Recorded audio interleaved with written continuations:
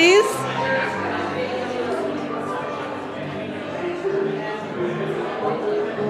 Good morning, everyone. Can I get everyone to move into the chapel?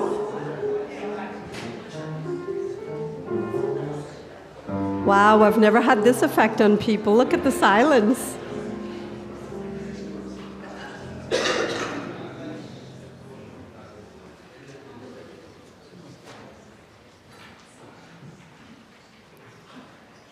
Good morning, everyone, and welcome to the Delton Glebe Counselling Center annual breakfast.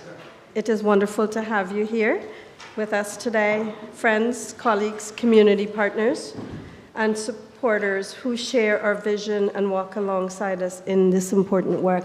I think I saw Bardish somewhere, so I must say hello to her in particular. She was here. She skedaddled out. Hey, look at that. I highlighted her lack of attendance. I wanted to, she's great. She always supports us. Oh, no, there she is. They were maligning you. They said you left. And I'm like, how could you? She's checked in. I want to really say thank you again to everyone for being here. This is a special occasion for sure. And I told Chris I'll try to make her not cry, but she's going to cry anyhow. I'd like to open today's breakfast discussion with a number that Sharub and Brad are going to perform for us. I dare not try and explain any of it. I will leave it up to both of them.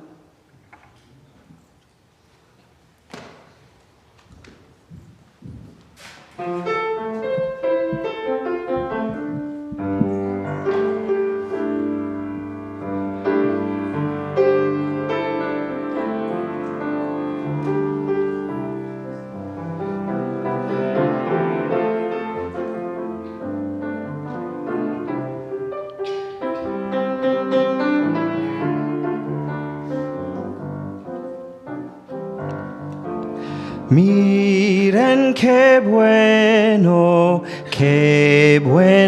es. Miren qué bueno es.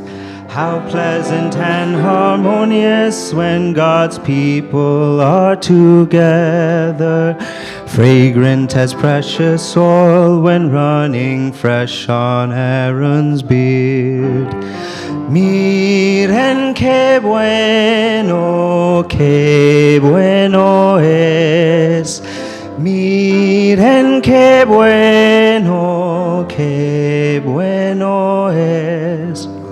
How pleasant and harmonious when God's people are together. Refreshing as the dew upon the mountain of the Lord. Miren qué bueno es. Miren qué bueno es. How pleasant and harmonious when God's people are together. There the Lord God bestows a blessing, life forevermore. Miren qué bueno es. Miren qué bueno es. Miren qué bueno es. Miren qué bueno es.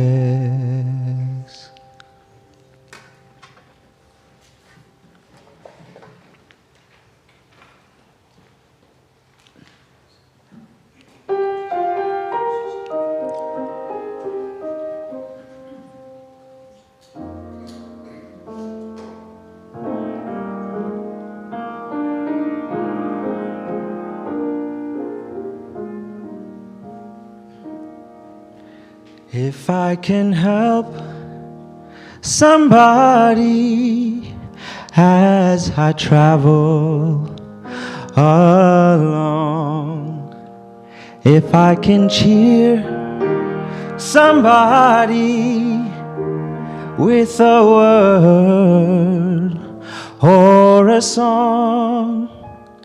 If I can help somebody from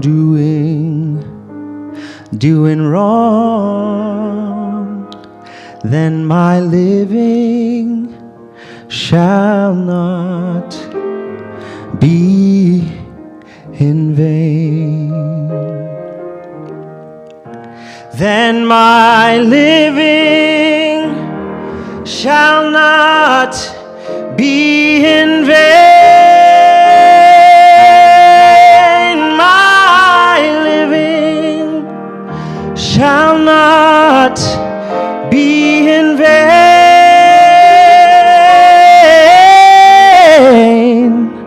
If I can help somebody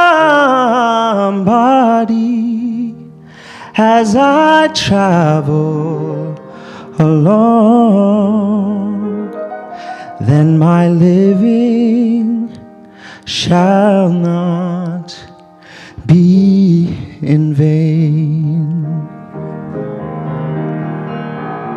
If I can help somebody as I travel alone, if I can cheer somebody with a word or a song, if I can help somebody as I sing this song, then my living shall not be in vain.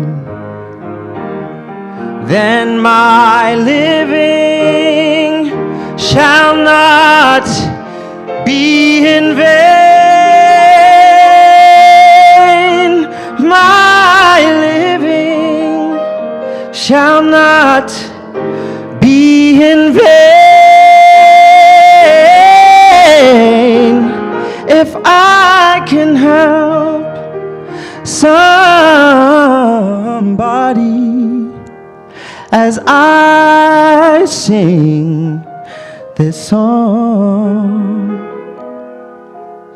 then my living shall not be in vain.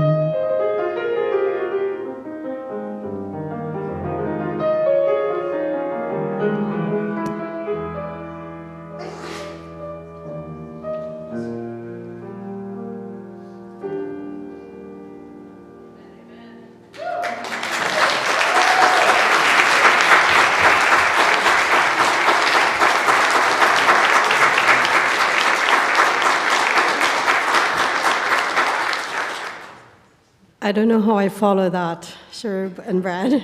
Thank you very much. Chris, that was for you.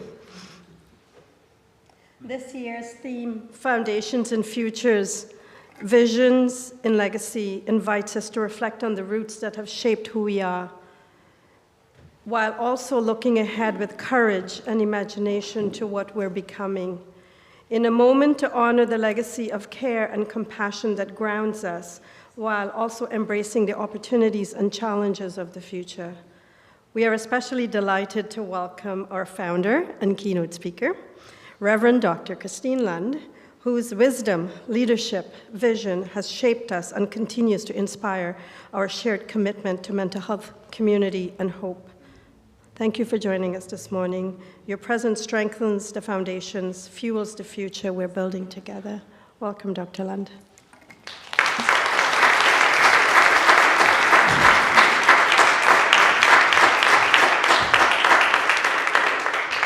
Thank you, Nina. True, that's a hard act to follow. Thank you so much. I appreciate it very much. Let me begin where we need to tell the truth of where we are located, and that is for both Mount Zion and Martin Luther University College. We are located on the traditional lands of the Haudenosaunee, the Anishinaabe, and the Neutral people. And as I make land acknowledgements, I'm always aware of the rich resources the Indigenous peoples of this land have to offer us. And they have a lot to teach us about health and healing and change, and how to live in community in peace and prosperity for all.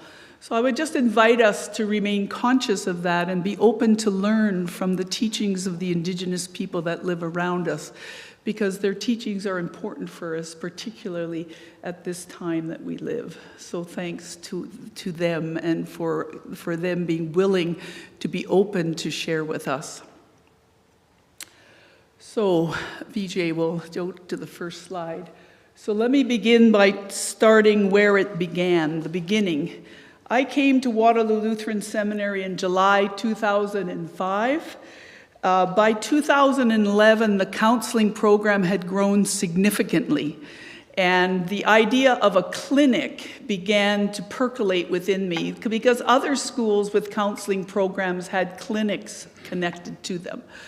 I knew I didn't want a clinic, but I was interested in how might we support the development of our students to be compassionate, sensitive, wise, and competent therapists as they left us and went out in to serve the world. So I began to have the conversation with Dr. David Frimmer, who was the principal dean then at the time, and he was very supportive of this initiative and basically told me, okay, so go talk to people. Talk to who might be partners in support of this initiative. And so between 2011 and probably late 2012, that's what I did. I started at Wilfrid Laurier, speaking to Dr. David McMurray, Dr. Allison Edgar Batoya, who was the head of the Wellness Center at the time. Dr. Idrissa Pandit, I invited to bring a multicultural, multi-faith perspective. We had multiple conversations that also then began to include Dr. Leanne Holland-Brown, Adrian Luft. Laurier had just done a review of their counseling services, and the requests for counseling had doubled. Both the University of Waterloo and Laurier's counseling services offered limited numbers of sessions for each term for students, but they were unable to do, because of capacity, not because of desire, but because of capacity to do longer term therapy. So in late 2012, I put forward to the board of Waterloo Lutheran Seminary a proposal for my sabbatical in 2013 to develop a counseling center, and that proposal was accepted and supported. And so then began my formalized work to create this center. So coming out of the conversations that I was having with folks and my own belief system around the healing and change process and what I was envisioning for the center, these objectives came. So to establish a center that will augment the counseling services of Laurier and the U of W. We were not interested in competing. We were wanting to support and complement what was already going on, recognizing a need that couldn't be completely met, and that's what we have done for the last 12 years. To provide counseling and preventive mental health services to children and youth living within Waterloo Region. In my conversations with people, I also discovered that children and youth were underserviced in our region, and so then that became a focus too. How could we provide mental health resources and services to that demographic? To provide counseling and preventive mental health services to individuals, couples, and families living within Waterloo Region. So basically to offer counseling. To provide supervised clinical opportunities for students in degree programs at WLS and the WLU social work students. So we've done that right from the get-go. We've had clinical placements for students in our programs, for the social work degree at Laurier, and other partnerships where there's been need for student clinical placements like art therapy, music therapy, those kinds of things. And also because we are connected to a university, to conduct research as a way to contribute to the larger body of knowledge. So that's where we began. Next slide. Okay, and so these are the beliefs and values that undergirded our work. and have undergirded our work throughout our existence. The first one is talking helps. When I was being formed as a therapist, one of my supervisors said to me, "So why do you think counseling is helpful?" And I, of course, as a student, I came up with this amazing, wonderful theoretical understanding of how this healing and change process goes on. And he looked at me and said, "Chris, no, it's because talking helps." I went, "It's that simple?" And actually it is. And if you think about it, we all have conversations in our head. But when we have the chance to have that conversation with somebody who is listening to us, who sees us, who supports us, there's something different that happens. And that's what therapy can offer. Somebody who listens with a disciplined sensitivity. We're not just having coffee at Tim Hortons. Somebody who can be compassionate, supporting, can be challenging. Talking does help. So we start from that premise. So along with talking, other ways of addressing your concerns, art or play therapy, for example, can be helpful. So we've always, right from the inception, offered art and play therapy, and that's not just for children. We do play therapy with adults, sand tray, variety of ways of working with concerns that clients bring where words may not be enough or may not work as well. And certainly for children, we work with play therapy, and a lot of people appreciate art therapy, using expressive ways to address their concerns. Challenges in life are opportunities for learning and growth. So people who come to therapy aren't deficient.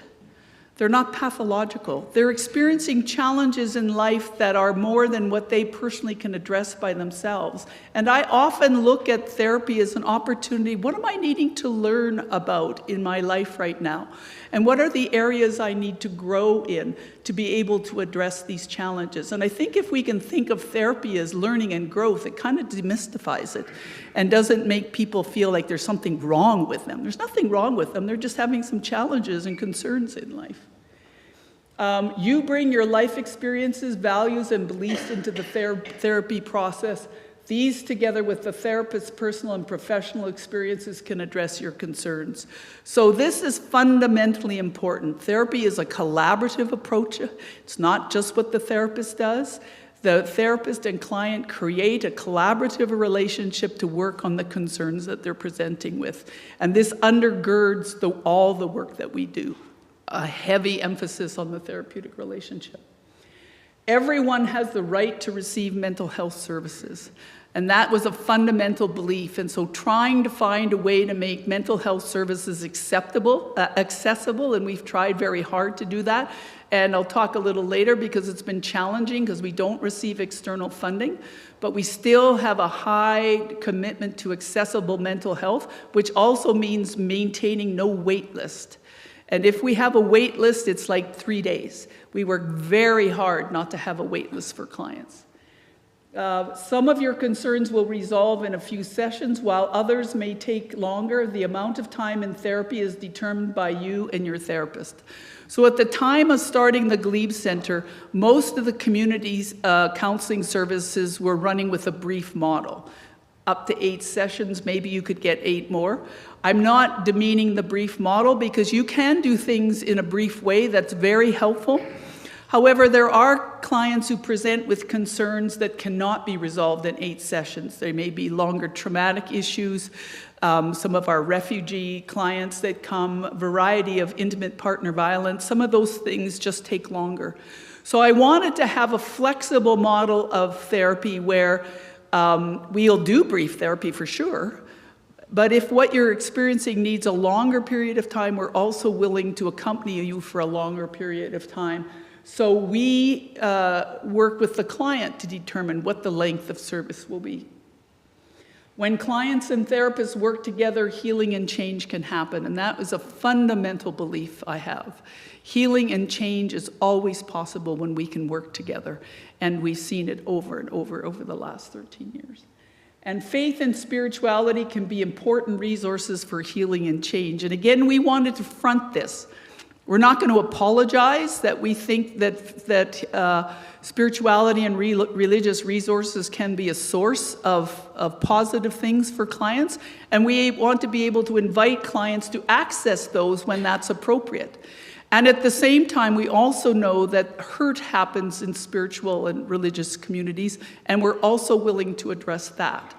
But we don't shy away from that. Sometimes I've had students and say, I can't ask a client about faith and religious resources. And I'm going, why not? You ask them about your sex life. Why can't you ask if they have spiritual and religious resources? If they say they don't have any, then go on, right? We're not imposing anything on people, but if they say yes, I find walking in nature helpful, I listen to music, I meditate, I do yoga, I read sacred writings. Those are important resources for us to know about that we can invite clients to access if they're having challenges. So never imposed, but always invited. Okay, BJ. Okay, so then as I'm developing this, this center, it's because it becomes, what do we call it? Do we call it the Evergreen Counseling Center? Do we call it Living Waters Counseling Center? We threw out a whole bunch of names and pondered, and then David Frimmer said, no, I think we should name it after Delton Glebe. So Delton Glebe actually was the mission developer for this congregation. So it's interesting that we're here today. He was a Lutheran pastor. He was also one of the very early participants in clinical pastoral education in Canada. He was also a member of the American Association for Marriage and Family Therapy. He also offered one of the very early courses in death and dying in Canada. And I've had many people come up to me over the years saying, I took dying with Delton, because that's what it became fondly known of. And it was my favorite class at university. He was a wonderful person who cared deeply about people, and he also believed that education should be contextual. It's not just about what you read in the textbooks. It's about having opportunities to live out the theory in practice. And he was also tremendously committed to being involved in the community. I remember asking him about coming to something when he was in his early 90s, and he said to me, "Dearie, if I'm here, I'll be there." That was his orientation to life, to give to others, to support others.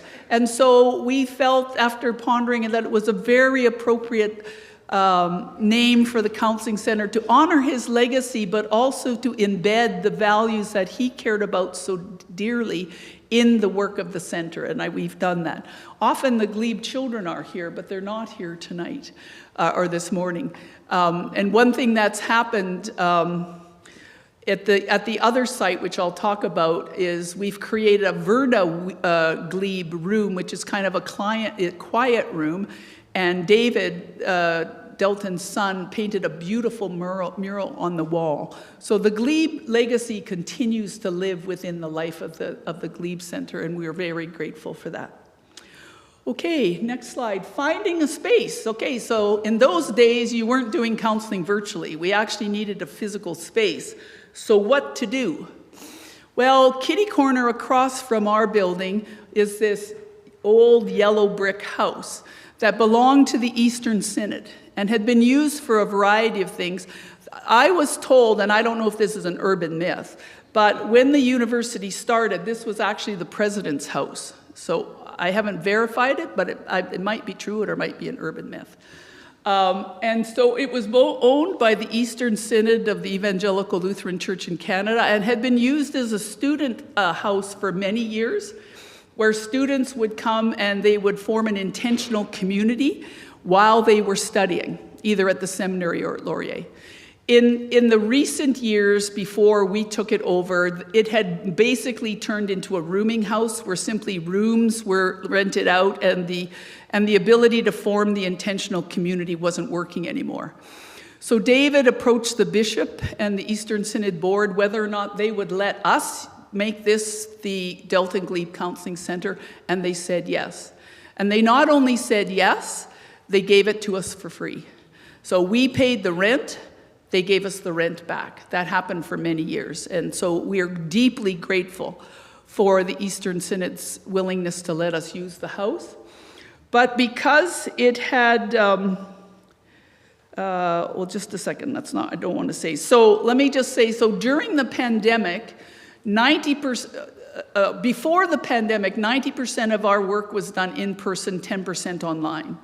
When the pandemic occurred, that flipped. We did 90% online, but we had some clients that couldn't manage online, so 10% of the clients came in, and we worked very hard around safety protocols, cleaning and keeping appropriate distances so that we could keep everybody safe.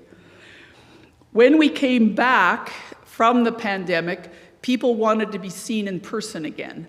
And all of a sudden, the center had grown through the pandemic in the number of clients it was seeing, and we couldn't house it alone in the house. So a second site was sought on Weber Street in the Serenia Insurance Building. And so we see some clients there and some clients still in the house. Now, this house is over 100 years old, and many clients love it because it's quaint. But if you work in it for a while, you learn the limits of the quaintness. Every spring, the tree roots get into the pipes. We've had issues with groundhogs and skunks under the building, where one of the office staff thought it would be a great thing to do if we sprinkled essential peppermint oil to try to get rid of the skunk smell. And then what we had was peppermint skunk smell. We've had a flood from one of the air conditioners, and because we have plaster walls, we didn't find out about the leak right away because the plaster absorbs the water until it was a fairly major disaster. The floors are completely unlevel. So it has its limits, and it would take a tremendous amount of money to bring that house up to par. So the house next to us sold. And the developer approached us and said, would you consider selling this property? And so the advisory committee and I and the board considered this. And we decided we would sell the property because if we didn't, to have only that little parcel of land wouldn't be very helpful. So the decision was made in '23 to sell the land. Actually, the Eastern Synod had gifted the house to Luther by that time. And so the house is sold. And we're waiting for the developer to tell us when they want to start to build. We get 3 months' notice.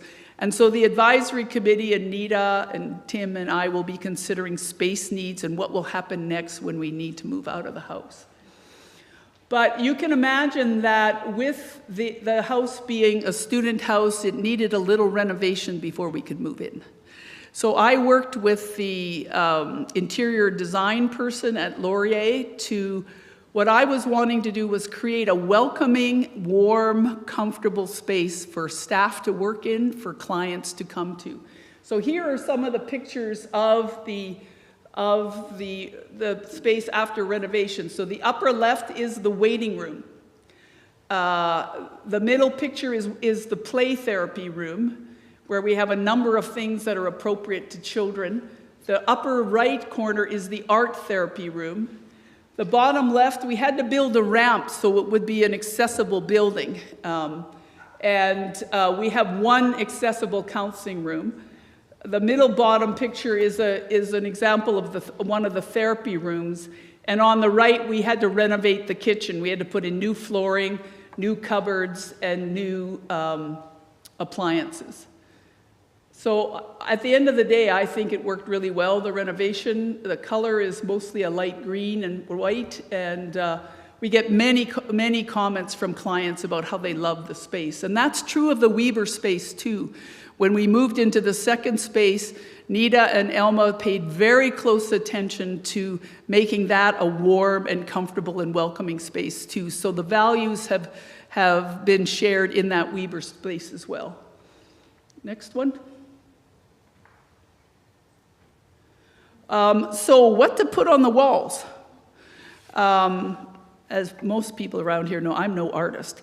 So I went over to Laurier, and Suzanne Luke, their art curator, helped me choose 17 pieces of art that would provide multicultural and multi-faith expressions. Because again, we were wanting to be open to diverse clients. We wanted to have a context where clients could see themselves, be welcomed.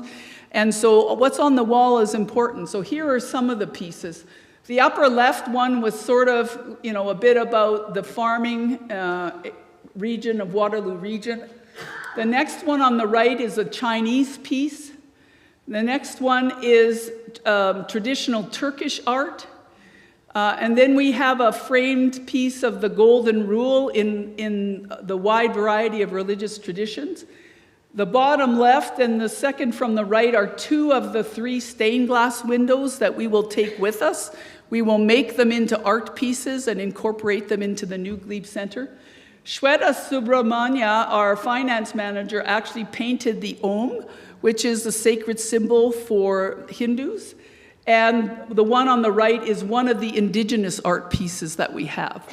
And there are others throughout the building, but there's a sampling of how we try to have the place be warm and welcoming of what you see on the wall. Laurie Kitchen, who has been a big supporter of the Glebe Center over the year, also quilted 2 small quilts for us because we had a bit of sound leakage between 2 of the smaller rooms upstairs as a way of buffering the sound, and so we have 2 quilts on the walls up there. Okay, next one. And here's the official opening, October 4th, 2013. And the ribbon is being cut by Mrs. Verna Wiebe. Dr. David Frimmer is on the left. Bishop Michael Price is behind Verna. I'm having a... Marge Waters Kniebel was the chair of the board, and there I am too. So that was a very lovely celebratory day where we gave tours of the building and we just celebrated the opening. So next one. So I wanted to talk a little bit about hospitality and welcome and how that has evolved over the years. So always from the beginning, there was coffee, tea, and water, and there was cold water in the hot summers available for clients. But then we became aware that people were coming hungry. It's hard to engage in your own healing and change process when you're hungry. And so we expanded to offering snacks, soup, and other opportunities for people to partake of as they wait for their session. And I also remember working with a client and coming downstairs with them, and she said to me, "Would you mind if I had a second cup of coffee and sat in the waiting room? I can't afford coffee." And I went, "Of course, you can have another cup of coffee. Please be welcome to settle in to the waiting room and enjoy it." Right? So we've tried to respond to the growing needs of our clients in the ways that it's needed. And we've also been confronted with particularly international students and other students that don't have adequate clothing. I'll never forget the student that came for therapy in a cold morning with oven mitts on, because that's all they had. Fortunately, we already had a collection of hats and mitts and scarves, so we could offer them something to go home with. But we've also had students come without coats. So Nita and Elma and staff have collected things, and we have a closet that when we find clients in those kind of situations, we can bring them upstairs and say, "Here, have a look and see if there's anything that works for you." Right? So paying attention to the whole person. Yes, we are around healing and change and emotional wellness and all of those things, but we can't do things exclusively of the other things that are going on in these students' life or a client's life. So if they're hungry, we need to address that. If they don't have adequate clothing, we need to address that. So again, as needs have appeared, the Glebe responds. And that would be something I'd like you to take away with that we've done over the years. We started in one place, doing what we thought we were doing, but then the more work we do, the more people that we're talking about, we recognize there are these gaps in the community and those gaps in the community. And so we work to be responsive to the gaps and find ways to do that in ways that are helpful. And so we begin. Now this is actually a picture off of our current website, but I wanted to capture this because right from the beginning, it was a justice issue for me that because I have mental health benefits, I can go see whoever I want. I can choose who I want to see. But at that day and age, if you were going to one of the community agencies, you just got assigned a therapist. You had no input into who you would see. And for me, that was fundamentally a justice issue. It shouldn't just because I have the money that I get to choose. Everybody should get to choose. And if you believe the therapeutic relationship is foundational, then what difference does it make for a client to be able to have some agency in, I think I could work with that person, or I feel like I could fit with that person? I've always wanted to do a research project, and I never have had time to ask that question. So you'll find pictures of our therapists online on the website, which was there right from the beginning. They write a little blurb about their understanding of the healing and change process. Clients can read that, and when they phone to get a first appointment, many of them come and say, well, I was on your website and I'm wondering about working with Olivia, or I'm wondering about working with Sam. And we try to do our best to match times if they can come when those therapists are available. And if it doesn't work out, then the staff can suggest somebody else who may be similar. So it's a negotiated process, that assigning, not, okay, Tuesday at 2, you can see George. We've never done it that way. We've always been much more attentive to connecting clients in a way that can be meaningful for them. And I tend to believe it's been helpful, because all the research around common factors about what makes the therapy work places the therapeutic relationship is foundational. If you don't have a good working relationship with a therapist, doesn't matter what modality you're using, it won't work. So again, right from the beginning, we've tried to pay attention to that and support that. Okay, so next slide, please. Okay, so as time goes on, we started with 4 students and 2 therapists. Where's Grace Brown? Put up your hand, Grace. Grace was one of the students who took a risk on us in that first year, and I'm grateful. Thank you, Grace. And I've watched her career unfold as she graduated, and it's wonderful.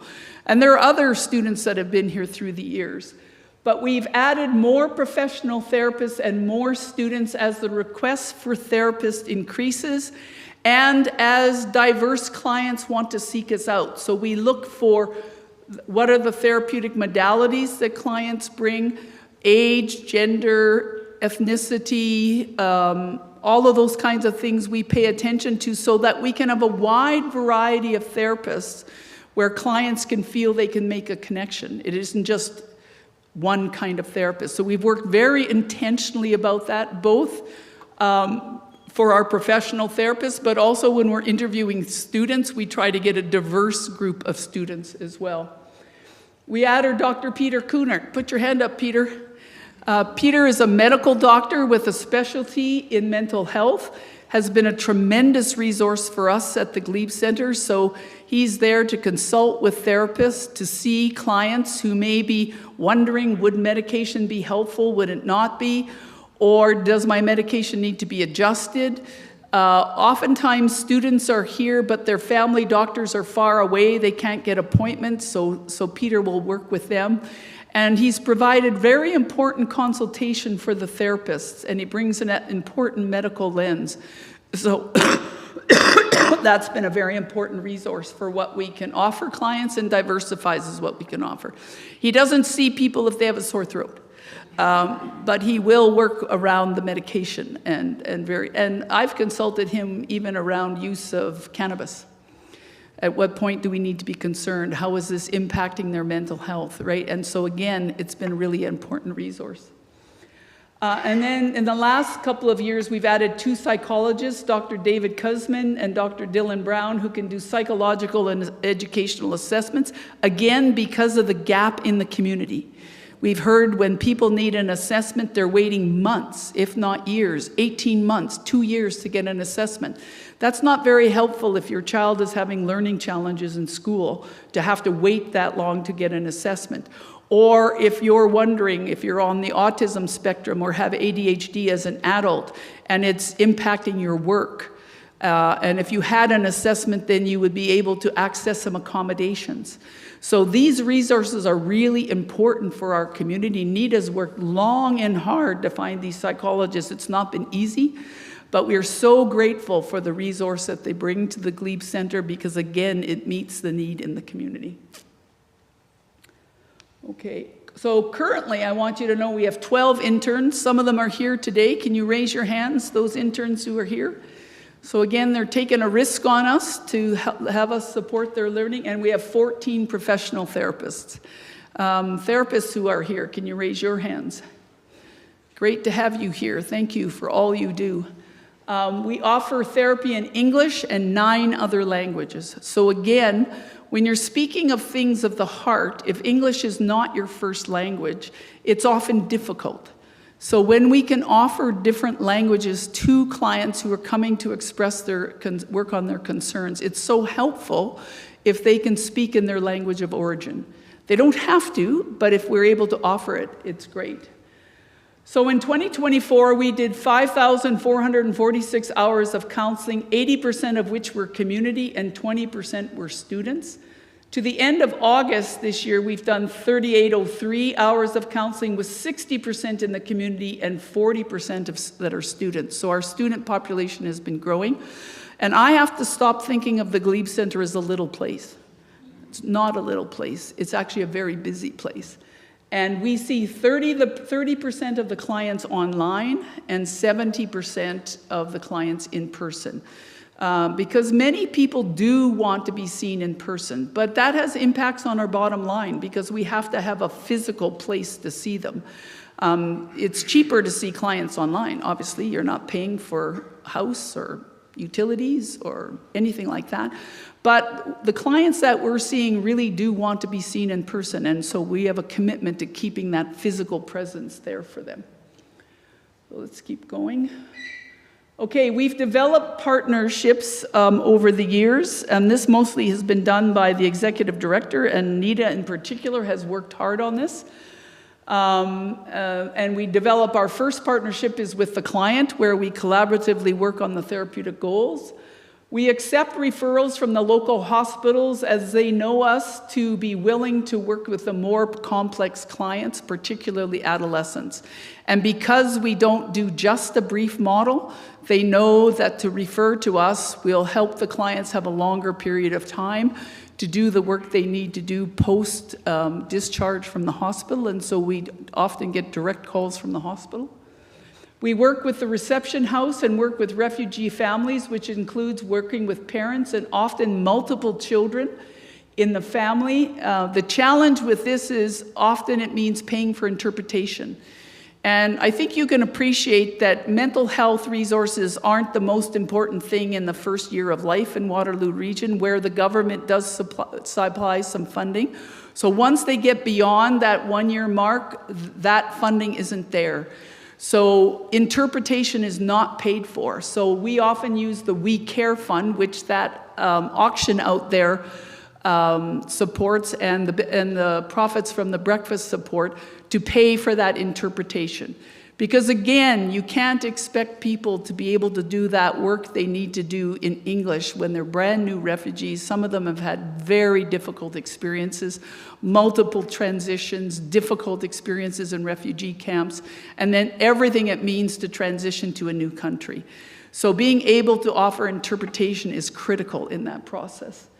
We're moving into the area of addictions because, again, it is a gap in the community, and we're working on increasing our competency in addictions of all kinds, both process, like gambling, and also things like substance addiction as well. And we will work with children as young as 3. And again, that's a little bit different. Oftentimes, people won't work with children that young, but in our play therapy program, we will work with children as young as 3. Okay, so we've revised the mission and vision this year, and I hope that as I read this to you, you're going to hear how the threads of the beginning are currently being lived out and being here to move forward. So at the Delton, our mission is at the Delton Glebe Counseling Center, we exist to reduce barriers to offering timely and responsive therapy with an interdisciplinary framework for individuals, couples, families, and groups. As a program of Martin Luther University College, Luther, we aim to bridge the gap in the mental health care continuum by combining clinical excellence and accessibility that honors the whole person, mind, body, and spirit. And we support the development of future mental health professionals by providing high-quality clinical placements for Luther interns and students from partner institutions. So our vision is to foster a just and hospitable community where all people can experience healing, connection, and transformation through accessible, inclusive, and spiritually informed mental health care grounded in research, training, and best practices. And we want to advance knowledge and practice through research that enriches Luther's programs and strengthens collaboration with our partners. And our values, core beliefs, and commitments are justice, equity, diversity, inclusion. We center these values in all we do, ensuring that our services are respectful, accessible, and culturally responsive. And we also believe in spirituality and meaning-making. We value the diverse spiritual and existential journeys of our clients, acknowledging their importance in healing and identity as that fits for the client. And again, it's important to note that we don't drive that, but we are responsive to it. Often when people are coming to counseling because difficult things that have happened in their life, clients do want to make meaning. Like, why do bad things happen to good people? And we work with our therapists to be able to engage those questions in a way that fits for the client. Not necessarily what fits for me, but what fits for them. Okay, so there's lots of thank yous I want to make. Firstly, to Dr. David Frimmer, who was initially supportive of my vision. Dr. Mark Harris, who was the principal dean after him, who continued to support me and the Glebe Center.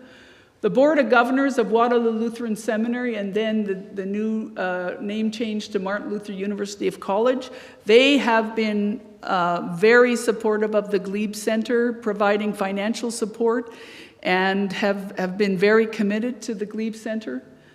To the Glebe Center Advisory Committee that meets regularly to support the executive director, myself, and now the clinical directive on the work and the sustainability of the center. The executive directors that we've had, Frank Ripplinger was the first one, then Eric Pierney, Janet Howitt, and Nita Gear is our current executive director, and she's been the longest executive director that we've had. And she's done tremendous work for the Glebe Center. Our new clinical director, Tim Rick, who's there.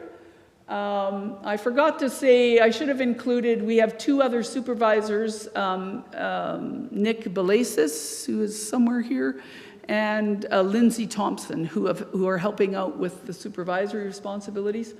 To our office staff that play a critical role at welcoming people to the center.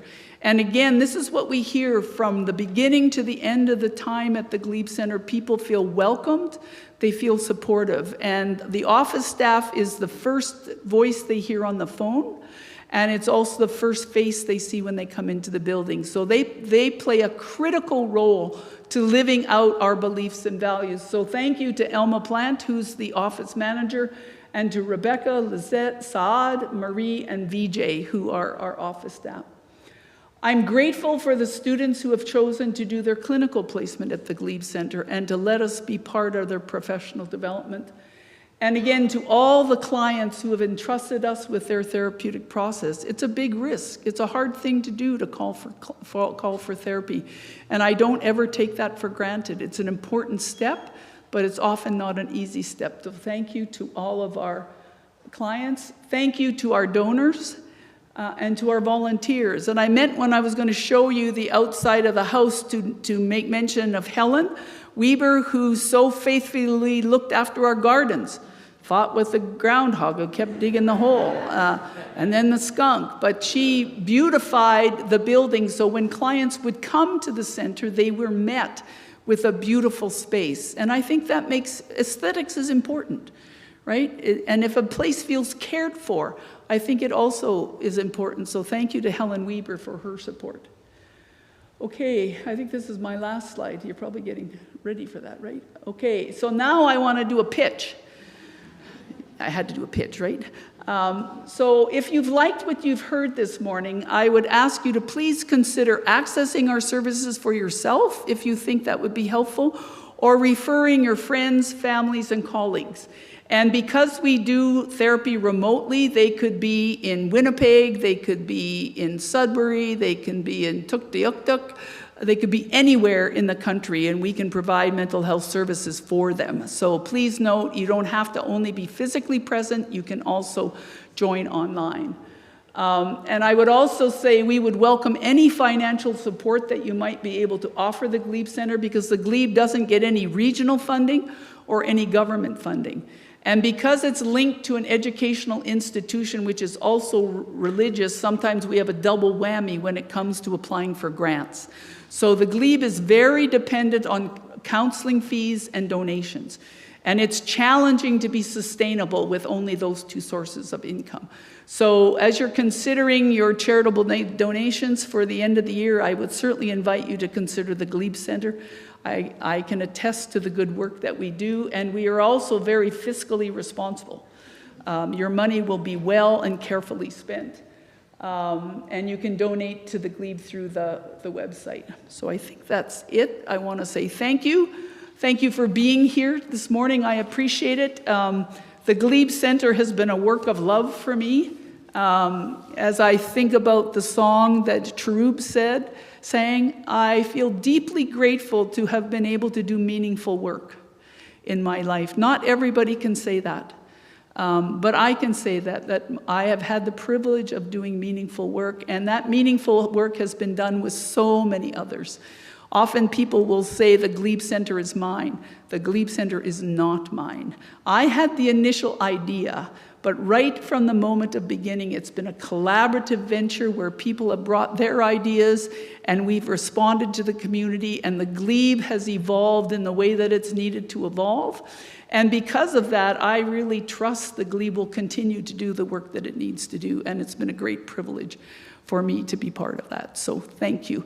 And I would entertain any questions you might have or not have. Or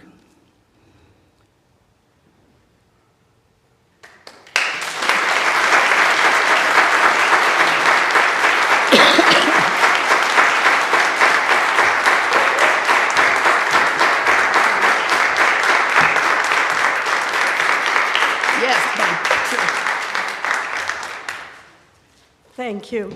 It's not my idea, but I was instrumental. It was Tim's idea that we, in some way, ensured that Chris showed up this morning and did what she needed to do. So I did steal her most favorite picture from her office. So Chris, I'd like to give it back to you. thank you. Chris was very worried. She says, I saw it on the auction. She says, what's happening? And I'm like, I don't know what's happening. You can't auction my picture of Loki. Which is, I guess the other thing I didn't say, the dog program at Luther originated at the Glebe Center. We actually started in the group room. When it got too busy, then we sort of slopped into the kitchen. And then when it got too big for that, we moved to the chapel. So Annie, my Portuguese water dog, and Jaeger, a flat-coated terrier, were the first two dogs. Now we normally have about 8 dogs in the chapel every Thursday from 12:30 to 1:30, and we have upwards of 40 students who come. So, but Loki is the newest dog to the dog program. And if you see the little white fluff at the bottom, that represents he's death on toys. If you give him a toy that has stuffing a squeaker, he's got it torn apart in 10 minutes. He's the most destructive dog I've ever had. This big. But Emily, the communication manager at Luther, drew Loki. So I was a little distressed to arrive in my office to find it missing. It's like, where is my Loki? So thank you. I'd love to have it back. We wanted to ensure that you showed up here today. It wasn't my idea, though, although I did do it. You were enabling them. I enabled, yes. And Chris, we'd like to say thank you. Okay, well, thank you. Thank you. It's been a pleasure. And if people do have questions, feel free to ask.